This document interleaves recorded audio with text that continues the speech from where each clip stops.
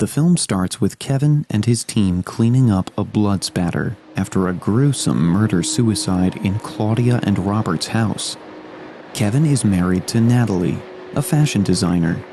The two have been struggling to repair their marriage ever since Natalie's affair with a co-worker. Their marriage counselor suggests that a change of environment could help them recuperate. Kevin tells Natalie that they could buy Claudia and Robert's house at a low cost. So they finalize the deal and move in soon after. But mysterious things start happening in the house on the very first night. When their dog Odie starts whimpering, Kevin takes him out to pee, not realizing that the thermostat setting is somehow rapidly dropping. Natalie is freaked out when Kevin walks back in through the bedroom door because she heard someone using the bathroom. Kevin checks the bathroom, but there's no one in there. Strange things continue to happen the next morning. Kevin finds a dirty magazine addressed to him in the mailbox, even though he'd never ordered it. Natalie notices a stalker gawking at their house from a truck across the street. That night, the room temperature suddenly drops again. Natalie wakes up to check the thermostat. It's at 31. She resets it to 70 and gets a glass of water when a melancholic song starts playing on a record player. Scared, she checks the closet and shuts it. But moments later, the closet door suddenly springs open. She nervously closes it back and returns to bed, dismissing what she saw as a nightmare. The next morning, Natalie comes out of the shower to find a sweet message written across the fogged-up bathroom mirror. When she thanks Kevin for the note, he's confused because he didn't write it. Meanwhile, a package full of pornographic magazines arrives for Kevin, who is once again left perplexed. At night, when Natalie is alone, she hears someone walking up the stairs. To her horror, a thin, pale hand suddenly crawls up on the floor. Terrified, she turns on the light, but there's no one there. She musters the courage to walk up to the bedroom door, but she's scared out of her wits when someone covers her mouth and drags her away. Back in the counselor's office, Kevin shrugs off Natalie's story as a paranoid hallucination prompted by her stress. That night, Natalie and Kevin are supposed to have dinner with Natalie's sister, Danny, and her mother. Danny arrives at the new house with food and finds a note from Natalie asking her to feed Odie. She's upstairs when Odie starts wincing. She comes down to look for him, but is surprised to find the kitchen faucet running. Having found Odie, she's about to go upstairs when the faucet starts running again. As she closes it for the second time, a thud startles her, and the power goes off. Out of sheer terror, she dashes up the stairs and shuts the bedroom door. An intruder follows her and tries to open the locked door, forcing her to hide in the closet. Her cell phone, which she was unable to find earlier, starts to ring behind her.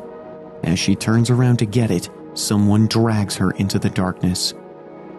When Natalie and Kevin get back to their place and find no sign of Danny, they think that she never showed up to avoid seeing her mother. Over dinner, Natalie and her mother get into a massive argument, which is interrupted by the noise of glass shattering in their front yard. They rush outside to find that someone had lit their car on fire. Bothered by all the strange incidents, Natalie goes to meet Claudia to find out what had really happened at the house. Apparently, the house belonged to Claudia's older brother, Jay, who used to live there with his wife, Erin. Jay was unfaithful to Erin, and she decided to get back at him by having an affair with a mystery man. Claudia's husband, Robert, has been eavesdropping on her conversation with Natalie. He offers to buy the house back, but Natalie refuses. Meanwhile, Kevin is in the park with Odie when the dog starts to behave strangely. Kevin takes him to the vet, who reveals that he has a lethal amount of a toxin in his bloodstream which made him sick. To spare him the suffering, Natalie and Kevin have to put him down. That night, Natalie is startled awake by a scratching sound. Suddenly, the doorknob starts to rattle, and she wakes up Kevin. They rush downstairs in horror, but don't see anyone around. The next night, Natalie is left speechless in fear when she finds that someone had used her phone to take pictures of her and Kevin while they were asleep. Right at this moment, the record player starts playing. Natalie looks around her office, and from behind a mannequin emerges a pale, creepy figure. The figure rushes towards her as she tries to run upstairs. She locks the door, but the intruder is inside the room. She manages to get to the balcony and is about to jump into the swimming pool below when the intruder pushes her. The police arrive, but don't find anyone in their search. Kevin also doesn't believe Natalie's account of what happened. To top that, the CCTV footage from that night shows no sign of an intruder. As Kevin and Natalie leave another counseling session, Kevin suddenly feels sick. The doctor finds a lethal poisoning agent in his bloodstream. The detective now thinks that Natalie has been trying to kill her husband. That night, when Natalie is alone in the house, a stranger shows up and tries to assault her. Luckily, she manages to protect herself by stabbing him with a pair of scissors.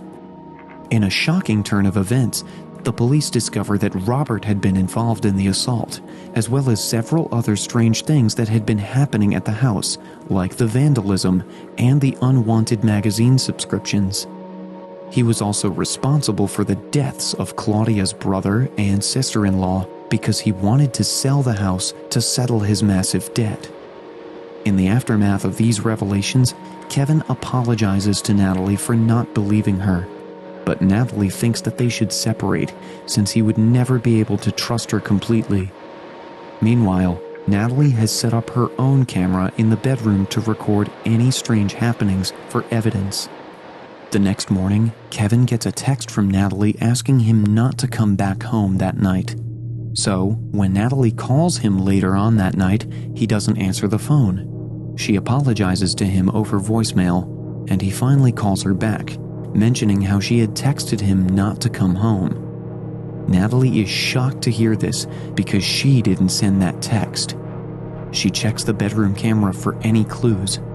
What she sees makes her gasp in horror. A pale, thin man had crawled out from under the bed and used her phone that morning.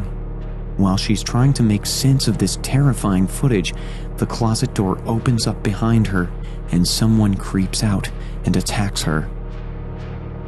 Natalie finds herself chained up in a small room filled with photos and camera monitors. Her captor walks in and is about to inject her with toxin when she starts to express her sympathy towards him. She realizes that Aaron had brought this mystery man here to have an affair, and he had fallen in love with her. But Aaron had chosen to be with her husband in the end, leaving the man vengeful. When Kevin comes home and starts looking for Natalie, the man stuffs a cloth in Natalie's mouth and leaves through a hidden passageway to kill him. Upstairs, Kevin thinks that Natalie is asleep on the bed, but soon discovers that it isn't Natalie, but a dead Danny. The mystery man creeps up behind him, and the two get into a scuffle. Meanwhile, Natalie manages to escape from her shackles and hides behind a mannequin in her office. The man, who is now downstairs, attacks her. Luckily, Kevin jabs the toxic injection into him, after which Natalie stabs him with a pair of scissors, thus ending their ordeal. A month later, Kevin and Natalie move out of the house that traumatized them for months, flipping it off as they shut the door one last time.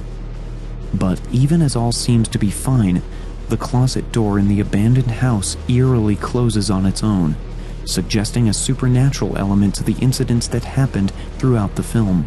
Interestingly enough, Aftermath is actually inspired by the experiences of a real-life couple from California, Jerry Rice and Janice Reuter. When they bought their dream home in 2011, Jerry and Janice experienced some of the terrifying incidents that happened in the film. though the real-life version of events did not end as crazily as the real version did.